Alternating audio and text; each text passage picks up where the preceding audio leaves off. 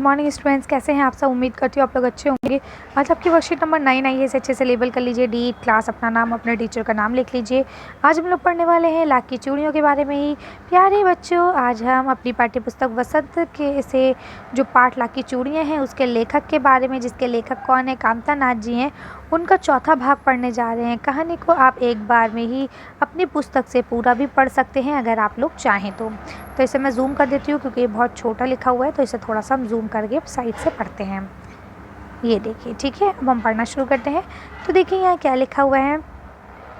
मैं बहुधा हर गर्मी की छुट्टी में अपने मामा के यहाँ चला जाता था और एक आध महीना वहाँ रहकर स्कूल खुलने के समय तक वापस आ जाता था।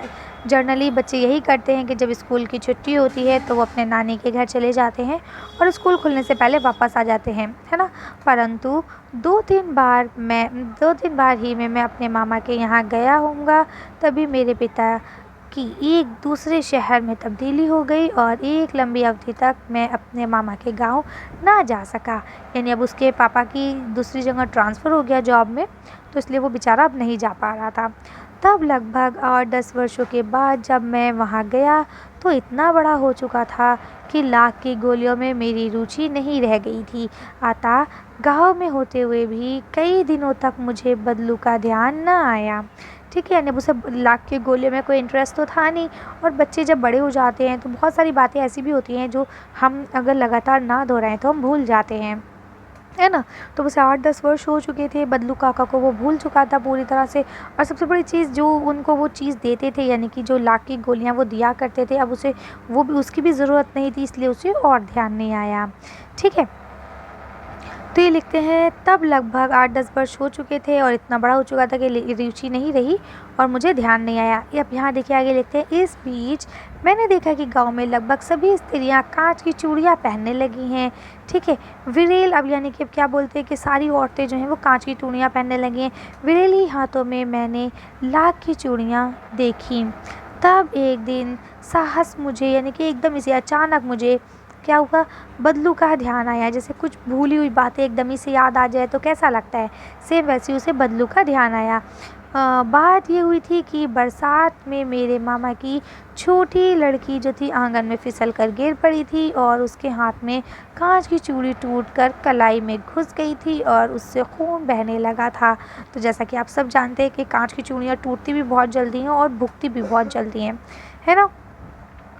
मेरे मामा उस समय घर पर ना थे, मुझे ही उसकी मरहम पट्टी करनी पड़ी।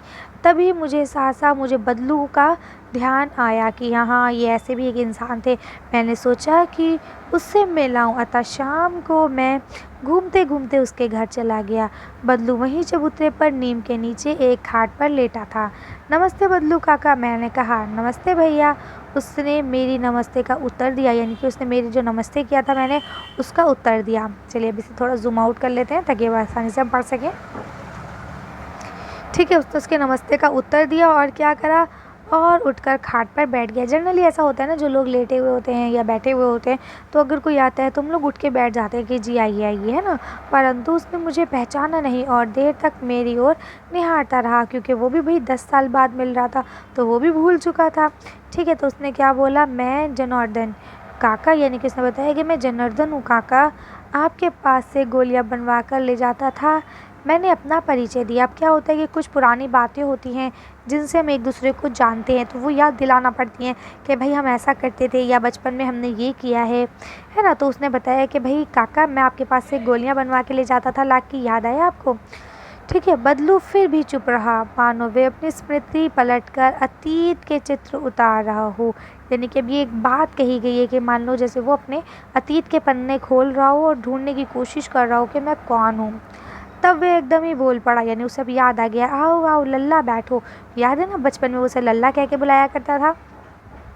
बहुत दिन बाद आए गाँव। अब उसे याद आ गया कि भाई 10 साल बाद आया है, तो उसने पूछा बहुत दिन बाद आए गाँव।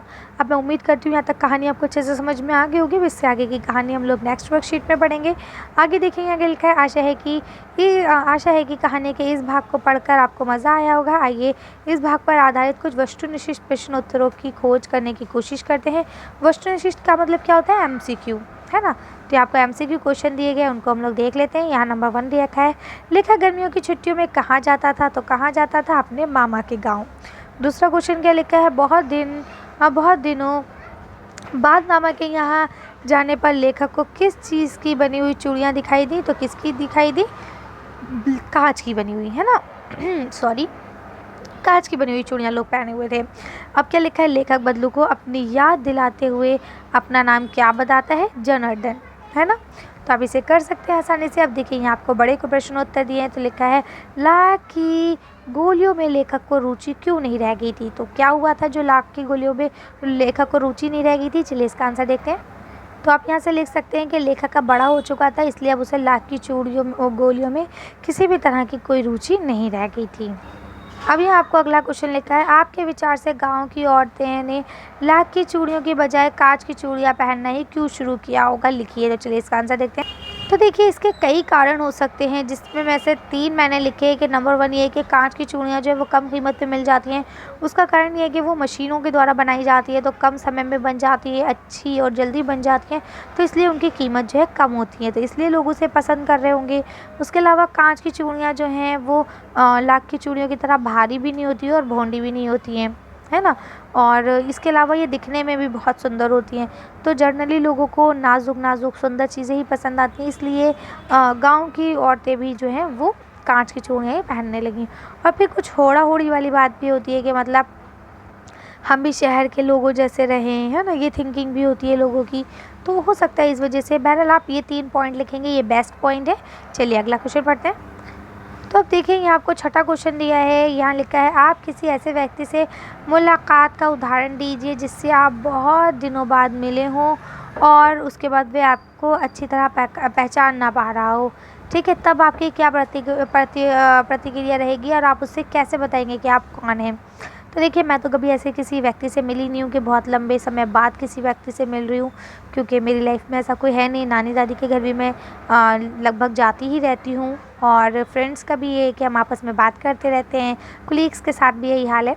तो इसका मतलब मेरी ज़िंदगी में तो खैर कोई ऐसा नहीं आया, लेकिन हाँ अगर आप लोग की ज़िंदगी में कुछ ऐसा हुआ हो, कोई ऐसा इंसिडेंट कि आप किसी से बहुत लंबे समय बाद मिल रहे हो और वो आपको कैसे पहचान पाया, है ना, तो उसको आपको यहाँ मेंशन करना है। तो ये क्वेश्चन आप लोग खुद से करेंगे, अगर हुआ है तो लिख देंगे, और नहीं हुआ है तो आप बस सिंपल सा लिख देंगे कि भाई ऐसा कुछ नहीं हुआ हमारे साथ, ठीक है। चलिए तो आज की वर्कशीट को हम यही खत्म करते हैं। आज की वीडियो में बस इतना ही। अगर आपको ये वीडियो पसंद आई हो तो प्लीज़ हमें इसे लाइक और शेयर करें। अगर अभी तक आपने हमारे चैनल को सब्सक्राइब नहीं किया तो प्लीज़ हमारे चैनल को सब्सक्राइब करें। Thank you for watching.